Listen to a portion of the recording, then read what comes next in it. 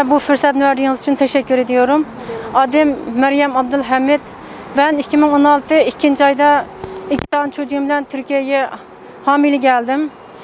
Ben Çin'in veren pasportuyla kanunluk yollarla Türkiye'ye geldim. Pasaportun da vardı, her şeyin Evet, vardı. pasportum var, kanunluk yollarla geldim. Ama bütün çocuk hamile olduğum için 2 tane çocuğumdan biraz önce gitmek zorunda kaldım. Eşim bilen küçük kızım arkamdan gelecekti. Ben geldikten 2 ay sonra o küçük kızımın pasportu çıktı ama geri aldı. Eşimin pasportunu geri aldı ve bizden yüzümüzden hapis kaldı. Siz buraya geldiğiniz için onları hapse attılar. Evet, eşim de bizi Türkiye'ye gitti diye suçlayarak hapis kaldı. 5 senedir kızımdan haber alamıyorum. Adı ne? Küçük kızım Rızvangül Ahmet.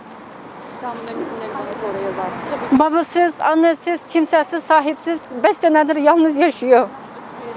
Nerede? 5 senedir Yani akıbeti hakkında hiç mi bir bilgi yok? Kampta Yok. mı? Nerede? bilmiyorum. Bilmiyorum. Şu an 5 sene, koskocaman 5 sene geçti. Çocuk bayramı, kurban bayramı, kadınlar bayramı. Nasıl geçti ben de bilmiyorum. Ben de hiçbir bayram geçmedi. 5 senedir o kadar acılar yaşıyorum ki. Peki, Nefes alamıyorum. şunu soracağım. Sen buraya geldiğinde böyle bir şey olacağını tahmin etmiş miydin? Yok, hayır, Eşine asla. tembihte bulundun mu? Böyle bir şey olursa şunu yapalım demediniz mi? Yok, asla öyle düşünmedim. Ben kanunluk pasportuyla geldim. Çin izni verdi geldim. O yüzden kızımla 2 ay gitmez 15-20 gün falan geliyor diye düşündüm geldim. Ama ben geldikten 2-3 ay sonra her gün kanun değişti, her gün kanun değişti. Yollar kapandı. Ben de öyle gidemedim. Çocukluğum gelmedi, eşim hapis kaldı. 5 senedir acıda yaşıyorum. Nefes alamıyorum. Biliyorsunuz, çocuk acısı dünyada hiçbir şey benzemiyor. Evet. Ben 5 senedir bu acıya dayanamıyorum. Her şeyini özledim, vatanımı özledim, kardeşlerimi özledim, eşimi özledim, her şeyini özledim. Ama çocuk özlemesi, çocuk acısı bambaşkaymış. Bunu dayanamadım. Kızın kaç yaşındaydı bıraktığında? Kızım 12 yaşında, 11,5-12 yaşında. Şimdi mi 12 yaşında? Yok, şu an o 7 geldi. 17 oldu. Kızının resmi mi? Evet, Bu son resmi mi? 12 Evet. yaşındaki hali mi? evet.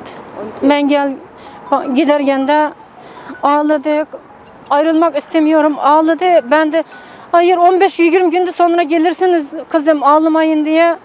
Eşim de ağladı, kızım da ağladı. Ben Niye öyle ısrar ettin düşündüm. gelmek için? Şu tötünç çocuk hamile olduğum için biraz önce gitmek zorunda kaldım. Orada doğum yapsan Orada doğum yapsam eşim hapis kalıyor. Köylük oldu, yerlerimizi alır, o yüzden yani Biraz doğum önce gitmek yapan kadını zorunda. da mı hapse atıyorlar? yok, eşim alıyor.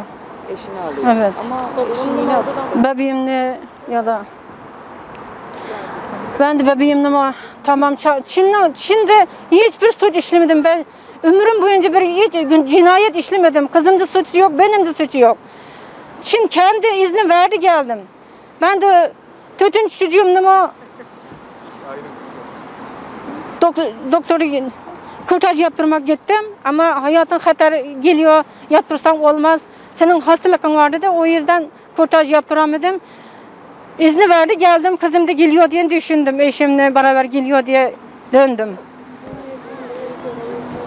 Bakın, şu an cinayetçi bile hapishanede çocuklarıyla kavuşuyor, görüşüyor, ziyaret ediyor, sarılıyor. Ama ben cinayet işlemedim. Kızım da cinayet işlemedi. Neden? Ben haber alamıyorum kızımdan. Neden? Bu dünyada kanun yok mu?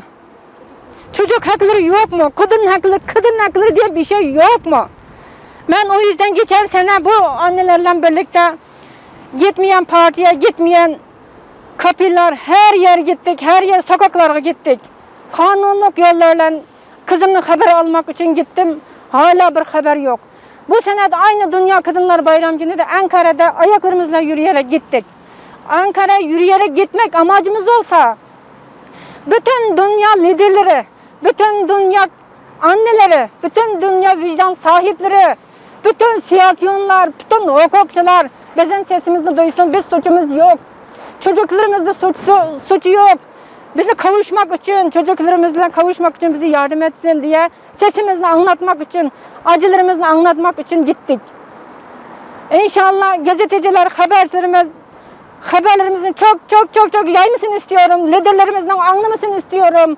Onların inşallah bir yardım ediyor diye düşünüyorum. Çünkü onlar da baba, anne, onların bir evlatları var. Bizim düşünüyor diyorum.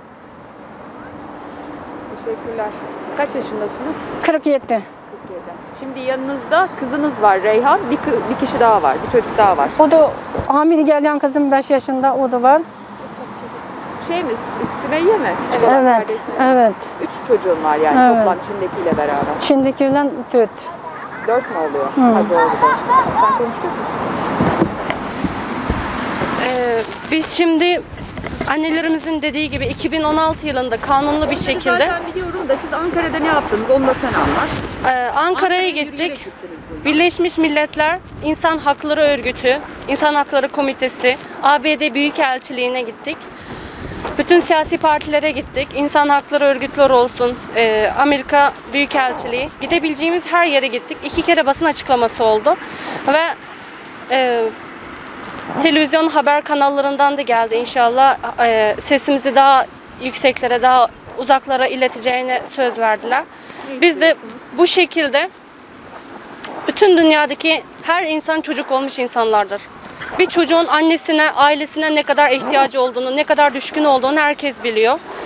Ve bizim de buradaki amacımız asla ve katiyen siyasi bir niyetimiz yok. Siyasetin ne olduğundan dahi haberi olmayan anneler sadece kendi çocuğunda 10 ay karnında taşıdığı, hayatını ortaya koyarak doğurduğu çocuklarının sesini duymak, hayat olduğunu öğrenmek istiyor. Normal bir insan gibi yaşamak istiyor. Bu haklarının korunması için gerekirse bütün devlet başkanları, bütün dünya hak hukukçuları, siyasetçiler, kanuncular, hak davacılarını yardıma çağırıyoruz ve onlardan yardım bekliyoruz sadece çocuklarımız için. Türkiye'den de, bütün devlet başkanlarından da bunu bekliyoruz. Senin yaşın kaç Reyhan? 23 yaşındayım. 23 yaşındasın. 2 kardeşin Evet. orada. Evet. Babandan Şu an haber Türkiye'de doğan bir kız kardeşim var, yasak çocuk. Yasak olduğu için Türkiye'de doğdu ve babasının kim olduğunu bilmiyor. Baba kucağı, babanın mihri, sevgisi, hiçbir şeyinden haberi yok. Babasının kim olduğunu bile bilmeden büyüyor, gidiyor. Bu dünyada böyle bir işler oluyor. Çocuklar baba annelerini tanıyamıyor. Birbirine hasret büyüyor. Büyüdüğünde annesinin kim olduğunu bilmeden böyle bir çocuk büyüyecek. Bunun için insanlığın susmasını istemiyoruz ve bize yardım etmelerini istiyoruz. Sizin için geldiğinizde çok teşekkür ederiz. Allah razı olsun. Kim konuşmak ister?